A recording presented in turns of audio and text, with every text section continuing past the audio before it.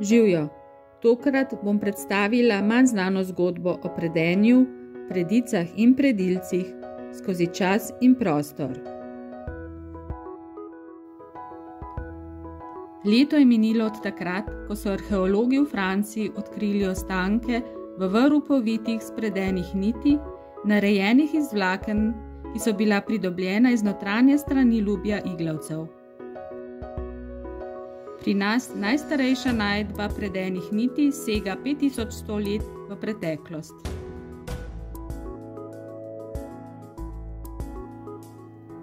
Tako daleč pa segajo tudi najdbe vretenc, uteži, ki so sestavni del ročnega vretena.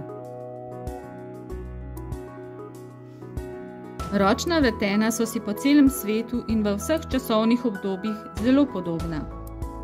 Sestavljata jih palica, ki služi kot os vrtenja, in vretence kot utež in opora pri predenju.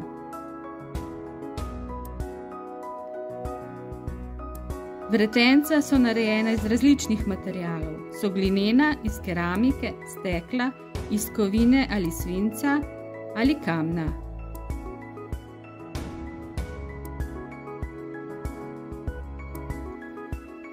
Na podeželjih pa se je velikokrat uporabljalo kar jabolko.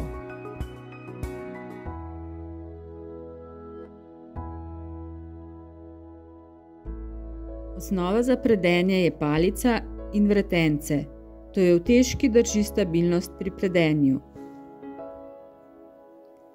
Pri nas je najbolj pogost način ročnega predenja sukanje vretena med prsti.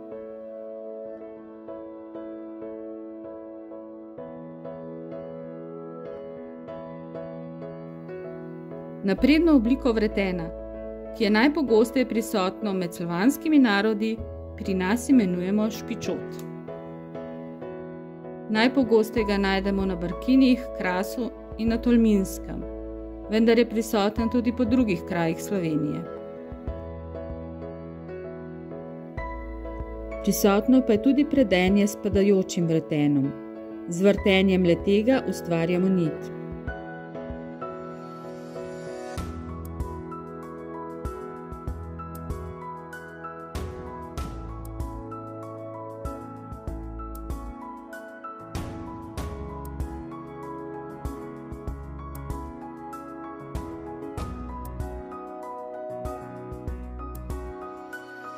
Nekoliko lažji in močno razširjen način po svetu pa je predenje z oporo, kar so tla ali skodelica.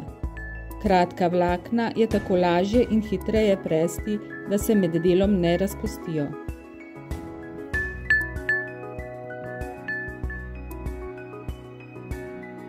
Predenje niti je redka iznajdba, katere nastanek sega v čas pred 50 000 leti in se je v nespremenjeni obliki ohranila vse do danes.